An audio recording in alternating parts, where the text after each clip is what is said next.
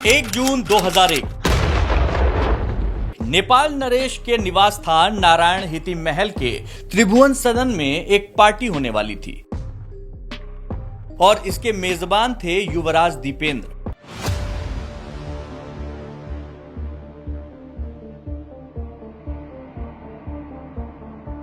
हर नेपाली महीने के तीसरे शुक्रवार को होने वाली इस पार्टी की शुरुआत महाराजा वीरेंद्र ने 1972 में राजगद्दी संभालने के बाद की थी।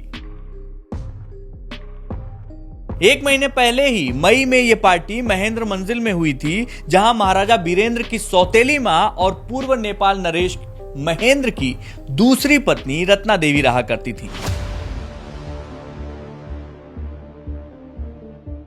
कमीज और पतलून पहने युवराज दीपेंद्र अपने एडीसी मेजर गजेंद्र बोहरा के साथ 6:45 करीब 6:45 बजे ही बिलियर्ड्स रूम पहुंच चुके थे। उन्होंने मेजर बोहरा के साथ कुछ देर बिलियर्ड्स के कुछ शॉट्स की प्रैक्टिस की। पार्टी में सबसे पहले पहुंचे ऑब्वियसली वीरेंद्र के बाद वीरेंद्र के बहनोई और भारतीय रियासत सरगुजा के राजकुमार रह चुके महेश्वर कुमार सिंह।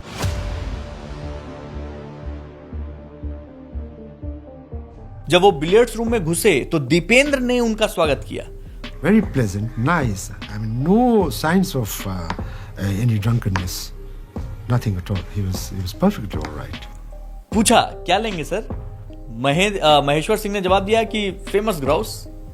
थोड़ी देर में वहां पर लाल साड़ी पहने ऐश्वर्या और महाराजा वीरेंद्र की तीनों बहनें राजकुमारी शोभा, शांति और शारदा भी पहुंच गई। करीब 7:40 हो रहे थे और तभी दीपेंद्र के चचेरे भाई पारस अपनी मां राजकुमारी कोमल, बहन प्रेरणा और पत्नी हिमानी के साथ पहुंच चुके थे। महाराजा वीरेंद्र, उनको आने में थोड़ी देर हो रही थी, वो एक इंटरव्यू दे रहे थे और इसी बीच उनकी मां भी वहां पहुंच गई। मां सीधे बिलियर्ड्स रूम में ना पहुंचकर एक बगल में कमरा था, वहां जाके बैठती हैं और वहां बैठ के वो सोफे पर बैठ के और अपने बेटे का इंतजार करने लगी।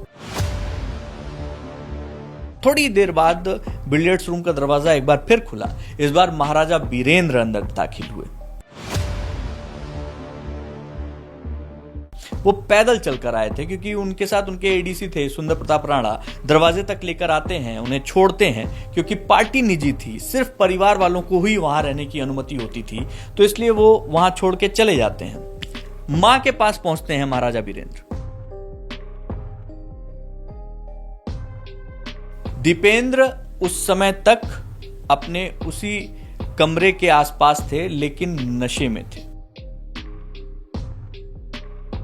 अचानक से दीपेंद्र, राजकुमार दीपेंद्र को इतना नशा कैसे आ गया, इसका जवाब किसी के पास नहीं है। हाँ, And I've seen him drunk, and he's one of those who could really hold his drink. वो अक्सर जो है नशे में रहते थे। ये बात तो समझ में आती है क्योंकि सबने देखा था। लेकिन उस दिन उनकी जुबान लड़खड़ाने लगी, अचानक से उन्हें दिक्कत सी महसूस होने लगी और वो कुछ ही मिनटों में खड़े होने की स्थिति में नहीं थे। यहां तक आते आते रात के 8 बज चुके थे। मतलब आप इसके पहले भी जो परिवार के लोग थे उन्होंने दीपेंद्र को नशे में देखा था, लेकिन ये जो नशा था ये दीपेंद्र बर्दाश्त नहीं कर पा रहे थे और वो तुरंत अपने आप को काबू में रखना उनके लिए बड़ा मुश्किल होता जा रहा था।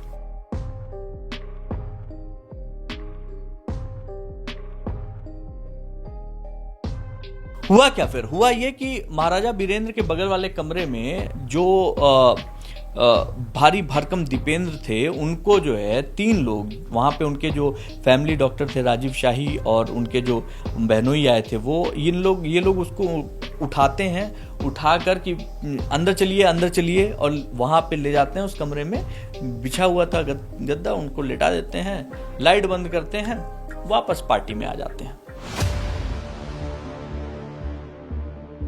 एक राइटर हैं जिनका नाम है जोनाथन ड्रेक्सन। इन्होंने एक किताब लिखी है मैसेकर एट द पैलेस। इसमें एक जगह पर वो लिखते हैं, कमरे में अकेला छोड़ दिए जाने के बाद दीपेंद्र बाथरूम में गए और वहां उन्होंने उल्टी की। उन्होंने फिर एक सैनिक की वर्दी पहनी, उसके ऊपर उन्होंने काले मोजे, एक जैकेट, सैनिक बूट और काले चमड़े के दस्ताने पहने। इसके बाद उन्होंने अपनी पसंदीदा 9mm पिस्टल और MP5 के सब मशीन गन और कोल्ट M16 राइफल उठाई और बिलियर्ड्स रूम की तरफ चल पड़े।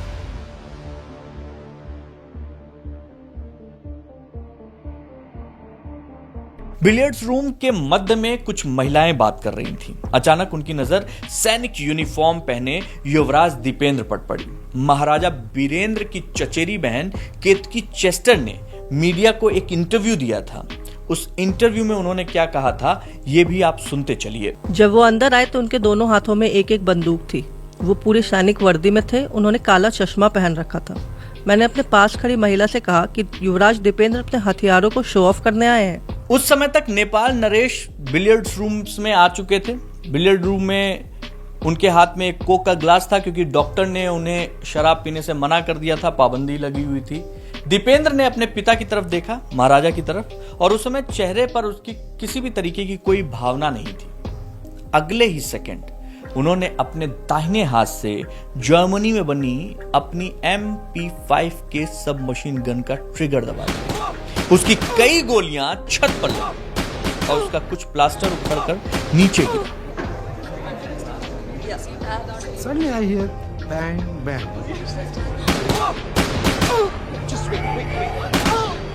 It was such a shock when he lifted the gun and shot at his father. Nepal Naresh ने कहा, के कार देखो, क्या कर दिया। कुछ सेकंड तक सभी मेहमान उसी जगह पर खड़े रहे जो जहां थे और दीपेंद्र के अगले कदम का इंतजार कर रहे थे। उन्हें लगा कि दीपेंद्र जैसे कोई खेल खेल रहे हैं और गलती से उनके बंदूक से गोली निकल गई।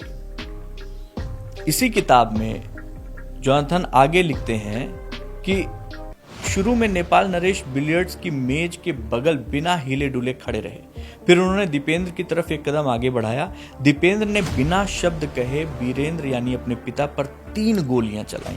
Bang, bang.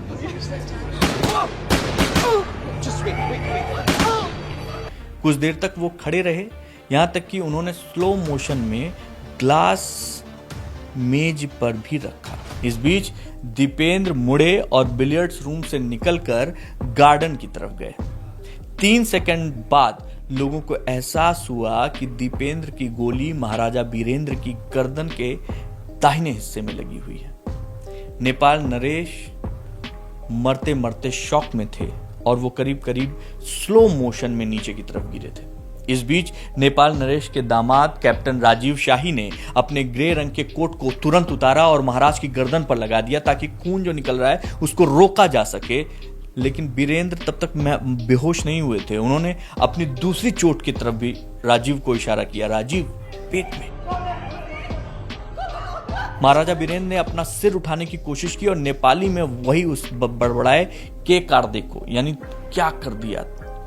यही उनके आखिरी शब्द थे। तभी दीपेंद्र कमरे में दोबारा आते हैं। तब तक उन्होंने इटली में बनी अपनी गन नीचे गिरा दी थी। अब उनके हाथ में M16 राइफल थी।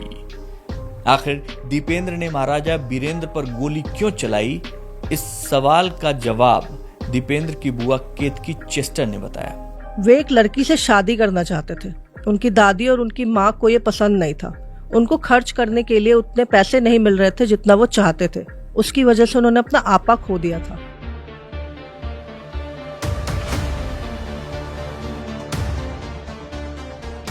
अचानक महाराजा बीरेंद्र के छोटे बेटे धीरेन्द्र शाह ने दीपेंद्र को रोकते हुए कहा, बाबा बस, बहुत हो चुका, अपनी बंदूक मुझे दो।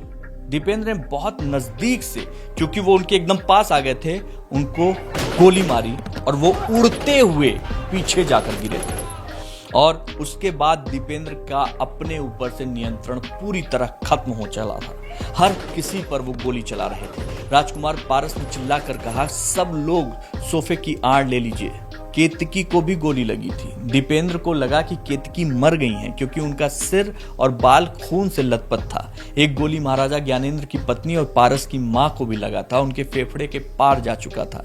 दीपेंद्र ने अपने पिता पर फिर गोली चलाई। इस बार गोली महाराजा बीरेंद्र के सिर को पार कर गई थी। उनके खून से सनी टोपी और चश्मे नीचे गिर गए थे। वो औंधे मुंह नीचे गिर गए थे और उनके पैर बार की तरफ थे। केतकी वो दृश्य कभी नहीं भूल पाई। दीपेंद्र ने आकर अपने घायल पिता को अपने पैर से ठोकर मारी थी। केतकी उस दृश्य को याद करके बताती हैं, वो दृश्य मेरी आंखों में हमेशा के लिए अंकित हो गया था जब दीपेंद्र ने करीब करीब मर चुके अपने पिता को अपने पैरों से ठोकर मारी थी, ये देखने के लिए कि वो मर चुके हैं या जीवित हैं। हर संस्कृति में मृत व्यक्ति का सम्मान किया जाता है। गोली मारने से ज्यादा एक हिंदू व्यक्ति के अपने पिता के शव को ठोकर मारने का दृश्य ने मुझे धक्का पहुंचाया। नारायण हिती महल के त्रिभुवन भवन में नेपाल नरेश और शाही परिवार के 12 अन्य लोग या तो मारे जा चुके थे या बुरी तरीके से घायल थे। 3 से 4 मिनट के बीच गोलाबारी खत्म हो गई। नेपाल की सबसे मुश्किल घड़ी में गोलियों की आवाज सुनने के बावजूद क्रैक कमांडो की ट्रेनिंग ले चुके किसी भी एडीसी ने दौड़कर घटनास्थल पर पहुंचने की कोशिश नहीं की। वो अपने कमरे में ही बैठे रहे। उनके कमरे बिलियर्ड्स रूम से सिर्फ 150 गज की दूरी पर थे। हालांकि अगर वो कोशिश करते तो बिलियर्ड्स रूम में सिर्फ 10 सेकंड के अंदर पहुंच सकते थे। बाद में जब जांच कमेटी बैठाई गई तो उसमें चारों एडीसी को नौकरी से बर्खास्त कर दिया गया था।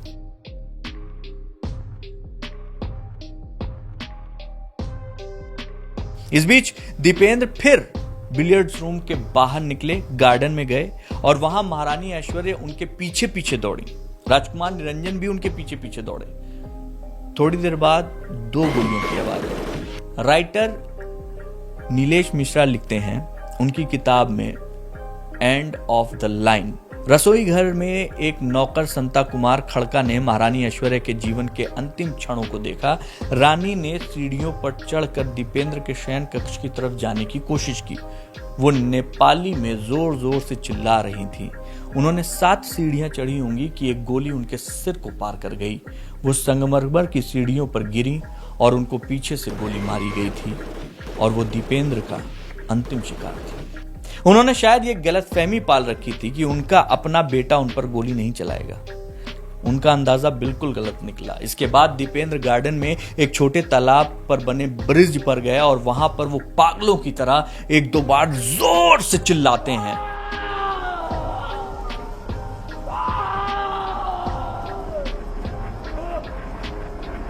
फिर आखिरी गोली की आवाज सुनाई देती है। वो पीठ के बल गिरते हैं। एक गोली उनके सिर के पार थी। बाएं सिर के कान के पीछे गोली घुसने से एक निशान बना।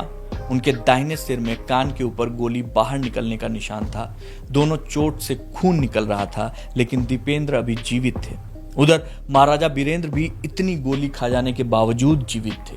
जब उनके एडीसी ने उन्हें अस्पताल ले जाने के लिए जगुआर कार के पिछली सीट पे उनको लिटाया तो उनके दोनों कानों से खून निकल रहा था। उनके सारे कपड़े खून से सने हुए थे। उनकी नाड़ी करीब करीब जा चुकी थी, लेकिन उनके हाथों में हरकत थी। कम से कम उनको 8 गोलियां लगी। Bang, bang.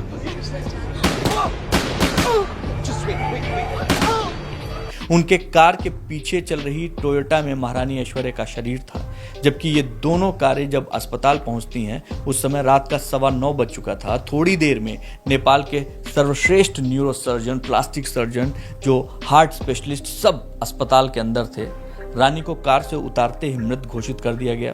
उसी समय एक हरे रंग की टोयोटा लैंड क्रूजर भी अस्पताल की तरफ बढ़ी थी, जिसमें राजकुमार पारस अगली सीट पर थे। पिछली सीट पर दीपेंद्र के एडीसी गजेंद्र बोहरा और राजू कार्की युवराज दीपेंद्र और राजकुमार निराजन के शरीर को पकड़े हुए थे। अजीब स्थिति थी। एक ही कार में हत्यारा भी था और उसका शिकार भी था। ये लोग 9:30 बजे अस्पताल पहुंचते हैं। वहां पहुंचने के कुछ ही मिनटों के अंदर राजकुमार निराजन को भी मृत घोषित कर दिया गया। युवराज दीपेंद्र ने उस दिन अपने परिवार के इतने लोगों को मारा था कि अस्पताल का ट्रॉमा हॉल, वहां जितनी भी पलंग थी सब भर चुकी थी। जब दीपेंद्र को स्ट्रेचर पर अंदर लाया गया तो कोई खाली बेड नहीं बचा था। जमीन पर ही गद्दा बिछाया गया। दीपेंद्र के सिर के दोनों तरफ से खून निकल रहा था। सांस लेने में बहुत आवाजें कर रहे थे, लेकिन उनका जो रक्तचाप था, जो उनका ब्लड प्रेशर था, वो एकदम ठीक था। उनकी आंख की पुतलियों पर लेकिन असर नहीं पड़ रहा था रोशनी की। दीपेंद्र को ऑपरेशन थिएटर में ले जाया गया। अगले दिन छपने वाले अखबारों में इस दिल दहला देने वाली घटना का जिक्र नहीं था, लेकिन इस खबर को दबाए रखना पॉसिबल नहीं था। हत्याकांड के 14 घंटे बाद दोपहर 11 बजे के एक कार्यक्रम पर रोक लगाकर ऐलान किया गया कि कल रात 9:15 बजे महाराजा वीरेंद्र विक्रम शाह का निधन हो गया। उनकी जगह उनके सबसे बड़े बेटे युवराज दीपेंद्र को अगला महाराजाधिराज घोषित किया जाता है। चूंकि वे अभी शासन करने की स्थिति में नहीं हैं, उनकी जगह राजकुमार ज्ञानेंद्र रीजेंट की तरह काम करेंगे। लेकिन नेपाल वासियों को यह बात नहीं बताई गई कि महाराजा वीरेंद्र की मौत कैसे हुई। 2 जून 2001 को दोपहर 4 बजे जब राज परिवार की शव यात्रा शुरू हुई तो पूरा काठमांडू जैसे सड़कों पर उतर आया।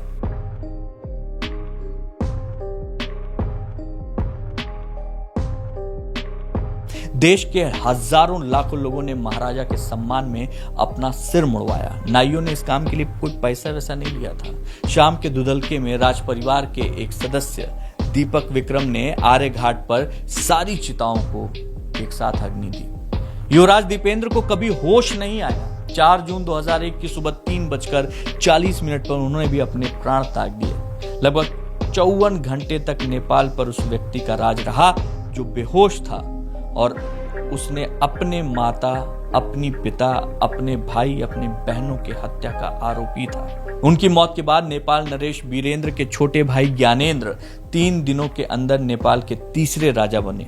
लेकिन नेपाल की राजशाही इस झटके से कभी नहीं उबर पाई और 2008 में नेपाल ने राजशाही को त्याग कर गणतंत्र का रास्ता चुना। ये गणतंत्र का रास्ता चुनने के बाद वहां पे अब भी पूरी तरीके से राजशाही खत्म हो चुकी थी। तो ये थी 1 जून 2001 को हुए शाही नरसंहार की दर्दनाक कहानी। लेकिन शाही परिवार का ऐसा खौफनाक अंत शायद पहले ही लिखा था। इसके पीछे भी एक मशहूर कहानी है, एक कहानी जिसमें इस नरसंहार के बारे में बहुत पहले बताया गया था। कहते हैं कि नेपाल के पहले राजा पृथ्वी नारायण शाह, जिन्होंने नेपाल के राजवंश की स्थापना की थी, पृथ्वी नारायण शाह, उनसे जुड़ी हुई ये कहानी है कि वो एक बार जंगल से गुजर रहे थे। एक साधु मिले उन्हें, साधु को उन्होंने प्रणाम किया और उसके बाद जैसा राजा करते हैं उन्होंने पूछा, प्रभु जी कुछ चाहिए? साधु बोले, एक कटोरा दही पिला दे बच्चा। एक आवाज देनी थी, चूंकि राजा थे, तुरंत नारायण शाह के पास में दही की एक कटोरा लाया गया। वो कटोरा लेते हैं, साधु पीते हैं और पीने के बाद उसमें जो दही थी वो जो छोड़ दी उन्होंने, वो उनको दिया कि बच्चा बाकी का तू पी जा। अब ये जो बात थी कि बाकी का तू पी जा, इसमें राजा को आ गया गुस्सा। उन्होंने उनके हाथ में ही दही के उस कटोरे को मार दिया। वो पूरी दही नीचे गिर गई और उस समय राजा को उस योगी ने श्राप दे दिया कि आपके जितने पैरों की उंगलियों पर यह दही गिरी है, बस उतनी पीढ़ी तक राज कर पाओगे। उसके बाद आपकी पीढ़ी खत्म हो जाएगी, शाह वंश खत्म हो जाएगा और 11वां राजा आखिरी होगा। जब शाह जी अपने पैर देखते हैं तो उनके 10 उंगलियों पर वो दही गिरी थी और बिल्कुल ऐसा हुआ। वो गुरु गोरखनाथ थे। राजा वीरेंद्र 10वें शासक थे और 11वें ज्ञानेंद्र बने। साल 2008 में नेपाल में राजशाही पूरी तरह खत्म हो गई। इस कहानी पर हर नेपाली विश्वास करता है। नेपाल में आज भी वही होते हैं। आज भी गुरु गोरखनाथ को वहां बड़ी इज्जत से उनका नाम लिया जाता है, उनकी पूजा की जा सकती है, पूजा की जाती है। इस हत्याकांड में अब तक 25 साल पूरे कर लिए हैं, लेकिन आज भी लोगों को जो सच्चाई है वो इतनी ही सच्चाई सबके सामने आती है। और दीपेंद्र ने ऐसा क्यों किया, इसके पीछे की जो कहानी है वो कहानी वही थी कि प्रेम था, प्रेम के बीच में परिवार आ रहा था, उसने उस गुस्से में, उस नशे में पूरा परिवार मिटा दिया। ये गुरु गोरखनाथ का श्राप भी था। उम्मीद है आपको ये कहानी पसंद आई होगी। हमें फॉलो करना मत भूलिएगा। आज बस इतना ही। बहुत शुक्रिया। दिल से नमस्ते।